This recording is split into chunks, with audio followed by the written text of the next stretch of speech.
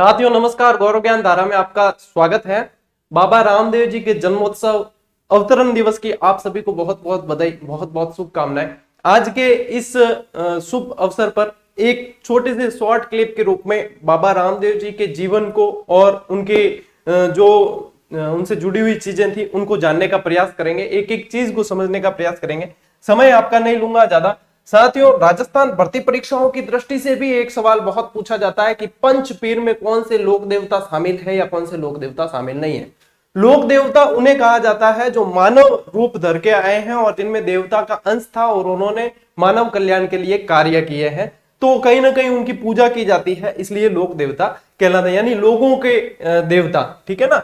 तो यहाँ पे लोक देवता के अंदर पंच पीर पूछे जाते हैं। साथियों ध्यान रखना, उसकी एक ट्रिक है, गोपाराम है। बस इतना याद रख दोगे तो आपको पंच पीर, जो पंच पीरों में शामिल लोक देवता है वो याद हो जाएंगे। तो राजस्थान के पंच पीर कहा जाता है। गो से आ जाएगा आपके गोगा जी, पा से पाबू जी, राम से आ जाए, रा से आ जाएगा रामदेव जी, और म से मांगलिया मेहा जी, और ह से आ जाएगा साथियों हड़बू जी। एक चीज ध्यान रखनी है कि पंच पीर में कौन से लोक देवता शामिल नहीं है, ये प्रश्न पूछते हैं तो हमेशा ही ध्यान रखना है कि तेजा जी शामिल इनमें नहीं है, और ये ऑप्शन में जरूर आपको मिलता है। ठीक है ना। इसके अलावा एक राजस्थान में जो उक्ति कही जाती है उसके माध्यम से भी आप याद रख सकते हो कि पाबू हरवू रामदेव मंगलिया मेहा पांचों पीर पदार्थ जो गोगा जी जेहा। तो इस तरीके से आप साथियों इनको याद रख सकते हो, और ये बहुत एक अहम जो चीज कंपटीशन की दृष्टि से देखी जाए तो भी है।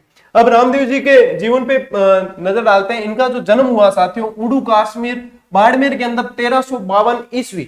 यदि ईस्वी पूछते हैं तो 1352 है। यदि विक्रम संवत पूछे तो आपको पता है 57 वर्ष आगे चलता है।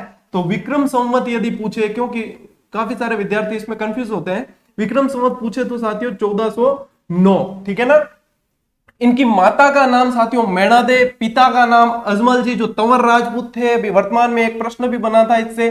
घोड़ा इनका नीला घोड़ा, उपनाम रामसा पीर, रुणिचरा धनी, कृष्ण अवतार, सांप्रदायिक सद्भाव के देवता थे ये, इसीलिए रामसा पीर भी कहा गया। इनकी पत्नी का नाम नेतल दे या निहाल दे, और ये दलजी सोडा की पुत्री थी, और दलजी सोडा जो थे साथियों अमरकोट के थे। ठीक है ना। अमरकोट जो वर्तमान पाकिस्तान के अंदर पड़ता है, अमरकोट के। गुरु इनके बालीनाथ जी थे। पंथ इनके द्वारा जो चलाया गया वो कामड़िया पंथ था। तो इनके अनुयायी जो है साथियों कामड़ जाति के और मेघल जाति के जो लोग हैं वो इनके अनुयायी रहते हैं। 24 वाणियां जो है साथियों इनके द्वारा रचित ग्रंथ है। ये एकमात्र ऐसे लोक देवता है जो कवि के रूप में जाने गए, और इनकी कविताओं का जो संग्रह है वो 24 वाणियां के नाम से जाना जाता है। इनकी ये पर्चा जो है साथियों इनके द्वारा जो चमत्कारी घटनाएं जो हुई वो पर्चा कहलाते हैं। इनके प्रतीक चिन्ह पगलिया या पद चिन्ह, पगलिया यानी पैरों के निशान। ठीक है ना। डालीबाई साथियों इनकी धर्म बहन थी जो मेघवाल जाति से थी। रीखिया इनके मेघवाल जाति के भक्तों को कहा जाता है। जातरू पैदल यात्री जो पूरे देश भर से रामदेवरा आते हैं, और खासकर ये भाद्रपद महीने में जो मेला भरता है उसमें शामिल होने के लिए। जम्मा इनके रात्रि जागरण को जम्मा कहा जाता है, और इनका मेला जो है साथियों भाद्रपद शुक्ला द्वितीया से एकादशी तक रामदेवरा में बढ़ता है। तो ये बहुत महत्वपूर्ण जानकारी है जो आप लोगों के लिए वैसे भी आपको पता होनी चाहिए, और कंपटीशन की दृष्टि से भी बहुत इंपॉर्टेंट है। साथियों ध्यान देना कि इनकी जो बहन है, यानी कि वास्तविक बहन जो है वो सुगनाबाई है, और भाई जो है वो वीरमदेव है। चूंकि रामदेव जी को कृष्ण अवतार कहा जाता है तो वीरमदेव जी को बलराम का अवतार कहा जाता है। देखो कृष्ण और बलदेव तो साथ साथ ही पढ़े जाते हैं। ठीक है ना। नेजा इनके पचरंगी जो ध्वजा है वो नेजा कहलाते हैं। नेजा लेकर काफी सारे लोग जातरू जो एक झंडा लेकर चलते हैं साथ में, वो नेजा कहलाती है। ठीक है ना।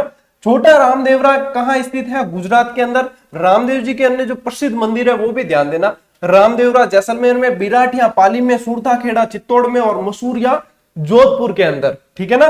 मसूरिया पहाड़ी पर है। रामदेव जी ने जिस राक्षस का वध किया वो भैरव नामक राक्षस था, और भैरव नामक राक्षस जो है साथियों उसका उस समय आतंक बहुत ज्यादा था। ऐसा कहा जाता है किंवदंतियों के अनुसार कि भैरव मतलब मानव की गंध सूंघकर उसको पता चल जाता था, और वो वहां पे आकर वो उनको नुकसान पहुंचाता यानी खा जाता था। ठीक है ना। तो रामदेव जी जब ये रामदेव जी के जो गुरु थे बालीनाथ जी के जो तप होता था, यानी कि जो वो तप करते थे हवन कुंड वगैरह जो भी, तो उससे वो डरता था, लेकिन फिर भी उसका प्रकोप कम नहीं हुआ।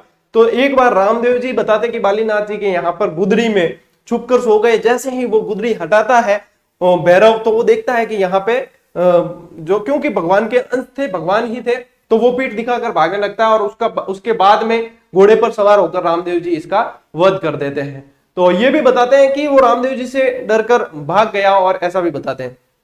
इसमें ऐसा भी कहा जाता है साथियों कि किंवदंतियों के अनुसार ये कहा जाता है, ये कोई प्रमाणित या सिद्ध नहीं है, किंवदंतियों के अनुसार कहते हैं कि रामदेव जी ने उसे यहां से ये क्षेत्र छोड़कर जाने के लिए ये कहा कि भाई, जब रामदेव जी से उसने एक बात कही कि आप लोगों के जब भी आपके मेला भरा जाएगा तो 1 लाख श्रद्धालु जब होंगे उस पर एक का भोग मैं लूंगा। तो ऐसा भी कहते हैं किंवदंतियों के अनुसार कि रामदेवरा जाते समय जो यात्रु जाते हैं उनमें से यदि कोई हादसा होता है या कोई ऐसी दुर्घटना होती है तो बड़े बूढ़िए जो होते हैं, यानी कि किंवदंतियों के अनुसार वो बताते हैं कि ये भैरू के द्वारा लिया गया भोग है, ऐसी किंवदंतियां कहती है। ये कोई प्रमाणित या सिद्ध बात नहीं है, लेकिन किंवदंतियों के अनुसार ये चलता है, ठीक है ना। किंवदंती यानी कहीं सुनी बातें होती है, ठीक है। एकमात्र लोक देवता जो कवि थे वो रामदेव जी थे, और 24 वाणियां मैंने आपको बता दिया। रामदेव जी की कांवड़ जाति के अनुयायी साथियों 13 ताली नृत्य करते हैं, और 13 ताली नृत्य 13 मंजीरों के साथ में किया जाता है। रामदेव जी के समकालीन जो थे वो मल्लीनाथ जी इनके समकालीन थे। अब एक शॉर्ट में यदि वापस देखें तो रामदेव जी उड़ूकाश में शिव बाड़मेर के, और अजमाल जी तवार इनके पिता थे, मैणादे इनकी माता, रामसा पीर कृष्ण अवतार इनको कहा जाता है।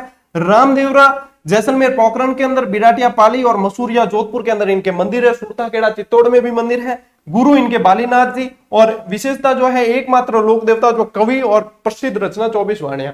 इसके अलावा इनके साथियों एक पर्चा इन्होंने मक्का से आए हुए 5 पीरों को दिया।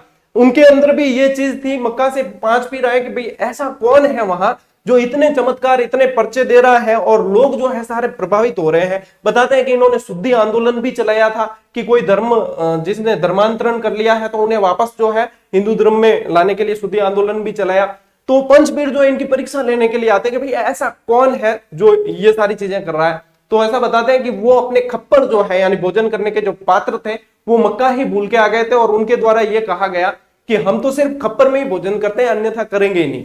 रामदेव जी ने कहा क्षत्रिय धर्म और मेरा जो धर्म है वो ये कहता है कि मैं घर पे आए हुए मेहमानों को, अतिथियों को बिना भोजन करे नहीं भेज सकता। तो आप लोग एक बार आंखें बंद करें, मैं आपके खप्पर आपको दे देता हूं। तो उन्होंने आंखें बंद की और उसी क्षण जो है रामदेव जी ने उनके खप्पर चमत्कार करके लाकर दे दिए।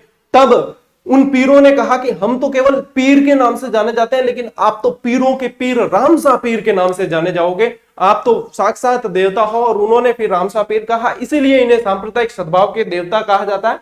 हिंदू और मुस्लिम समान रूप से इन्हें पूजते हैं। मुस्लिम संप्रदाय के लोग इन्हें रामसा पीर कहते हैं और अपन रामदेव जी बाबा रामदेव। तो बाबो सबरो बलि करे। और ये जो जानकारी थी साथियों, इन शॉर्ट आपको आज के दिन जाननी जरूरी थी। और बाबा जो है उनकी कृपा आप सभी पे बनी रहे, मेरे पे भी बनी रहे, और पूरे सबके दुख हरे और सबका भला करें। मिलते हैं साथियों अगले वीडियो में, अगली क्लास में। तब तक के लिए राम राम, जय हिंद।